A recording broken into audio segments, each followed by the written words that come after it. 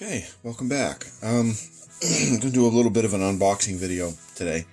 I don't do too many unboxing videos. I usually just, unbox it and build it as as I'm going.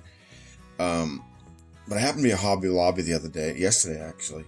And truth be told, I haven't actually been to Hobby Lobby in a couple months now. Work has been keeping me away. Finances sucked for a while.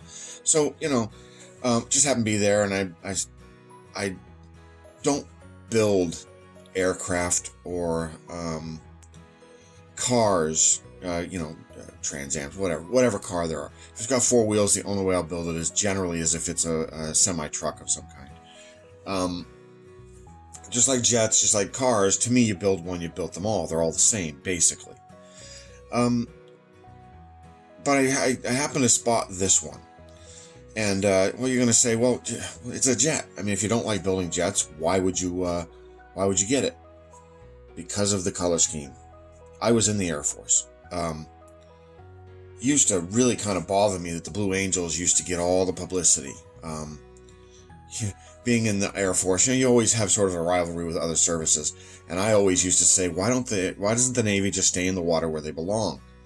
It's a joke. Don't rip me apart for it. If you were in the service, you know full well all about the rivalries, all about the goading and the ripping, and it was just camaraderie, teasing. So I saw it and I said, oh man, I like this. I don't know if I think it's worth a $30 price tag, but I guess $30 is a decent price compared to what a lot of kits are going for today. I mean, a basic, I think I got an F-18 kit that was well over $40. But I love this sort of color scheme. Admittedly, this is not the Thunderbird's jet that I would have been familiar with. When I was in, it was the F-16. I think it still is the F-16. Before that, it was, I feel like there was an F-4 Phantom painted like this. So I don't know actually how far back this particular color scheme goes. I'll do a little research and find out. Might actually say on the instructions too. Sometimes there's a little story. Monogram kit. I don't remember the last time I built a monogram kit. So it has been a while. So I love this. I'm going to build it. If I can find the F-16 version of this, I will be very happy. Because again, that's the one I was familiar with. That's the one I used to see at the air shows, and I even got up and close to a couple of them when I was in the service. So it's just a really cool paint scheme. It just pops. Sadly though, I know these are going to be decals, and they're going to be a nightmare to apply, especially around the nose. So we'll see. I don't know much about the F-84F Republic. It's a different kind of jet to me. I don't know. So let's get the box opened and we'll see what's inside. Okay, I got the tape on the back side's cut. Thought we'd take a look at the outside first. Yeah, there is a little description here of the Thunderbirds. Squadron was formed in 1953. So this is apparently the very first Thunderbird jet they used, or very first jet that the Thunderbirds used. I don't actually know the history of this, the timelines of the different types of aircraft. But I'm not going to read through this. But there is a little description here if you're interested in what this says. I suppose you could pause that and read it, or you could just buy the kit. Hobby Lobby is carrying these. I will admit to Hobby Lobby, their selection once in a while will change up a little bit. The selection hasn't changed up that much. They're still carrying the old kits that I don't care about, and I'm pretty sure nobody else does, based on the fact that they're still there. The ones that sell out the fastest are the 18-wheeler trucks.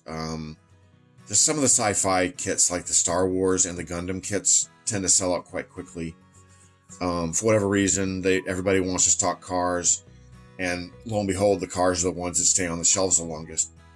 For whatever reason, people just don't get it, that nobody wants to buy them. So we'll open up the box. Well, let's take a look at the outside first. We've got similar artwork.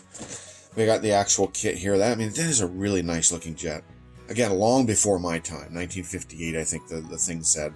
I was in 1990, what, 3, 4, you know, in that range. So I'm not familiar with this aircraft at all. And of course, the back has literally nothing. So open up the box, we'll see what we got. It's an interesting color they mold the plastic in. I don't really know why. And everything is in one bag, so it's obviously not going to be a huge kit. But I mean, it's a nice sized aircraft. Looks like they got everything bagged into one bag. So you got all your parts, you got your clear plastics. Not going to go into huge detail. I don't know that I should even open up the bag right away, but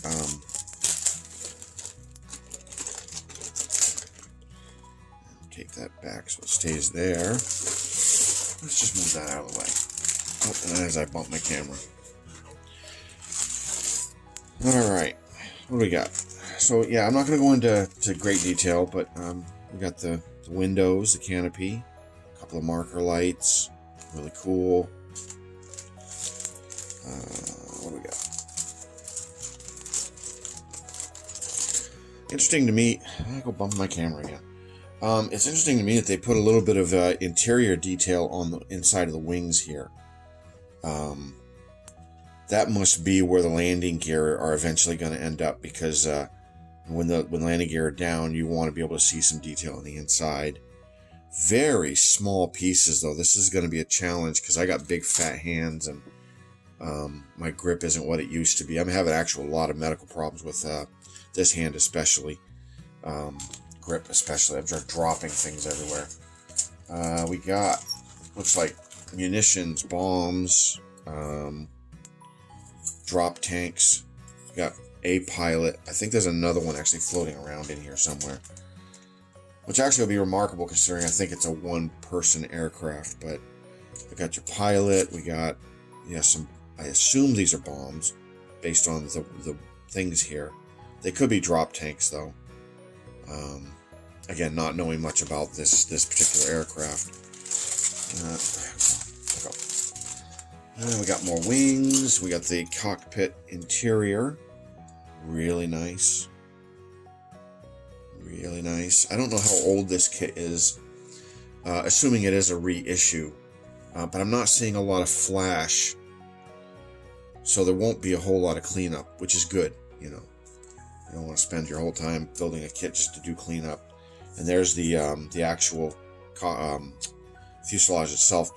And again, it's not a small kit by any means, but I do like the look of it. I like the lines.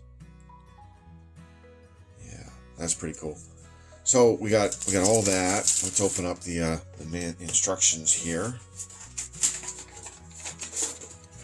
I am very anxious to see the decals because I know, having built the F-16 version of the Thunderbirds years and years and years ago, the decals were always problematic because you gotta sort of form them around the plastic, and I don't have a lot of the. I know they make microsol and different things you can put on the decal to soften them. I don't actually have any of that, and oddly enough, my Hobby Lobby doesn't seem to carry any of it. My brother's does out in North Dakota, but mine doesn't seem to carry, those particular kinds of chemicals. I did find this. It's a tester's product, decal set. It just seems to be water and vinegar. It doesn't seem to do any good. So I don't know if I'll be using that or not.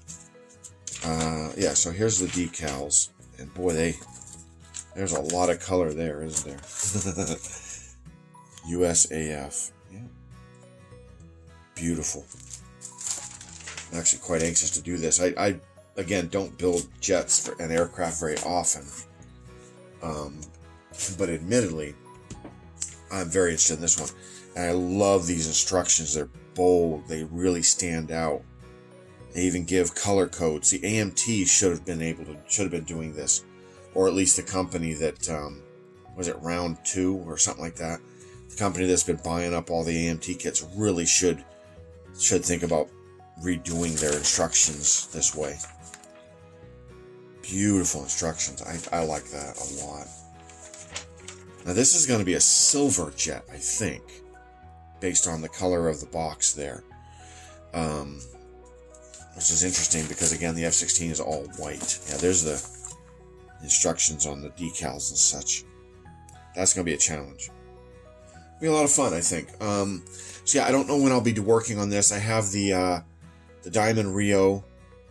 I got the first video for this channel coming up on Wednesday, because I'm going to try and get this video out today.